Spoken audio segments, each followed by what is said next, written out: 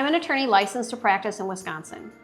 The interesting thing about how our practice works is there are times actually that I work with other attorneys in other states to handle cases that may originate in Wisconsin, or perhaps the person lives in Wisconsin and receives their medical care in Wisconsin, but they were actually heard in a different state. I worked with a gentleman, super nice guy, I hope he's doing well. I worked with a gentleman who was a trucker from Wisconsin. He drove over the road trucking, and there was an incident that happened when he was delivering the supplies to the truck yard in California. We partnered with counsel out of California and we handled his case. I also worked with a gentleman who was moving back to Wisconsin from Arizona. Driving home through New Mexico, got in a really bad accident. That was also a semi too.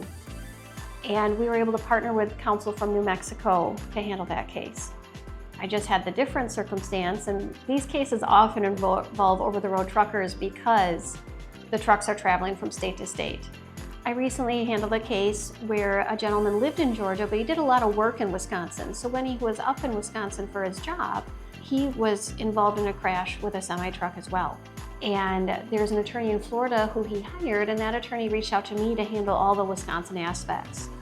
So while I practice in Wisconsin courts, that's where I'm licensed, I can get permission with a sponsor attorney to practice in other states. And I also work with other attorneys who come here. And that sort of range is very important because there are times that people are injured elsewhere but do all their medical treatment in Wisconsin. So that's a really interesting area about how the practice of personal injury can be nationwide.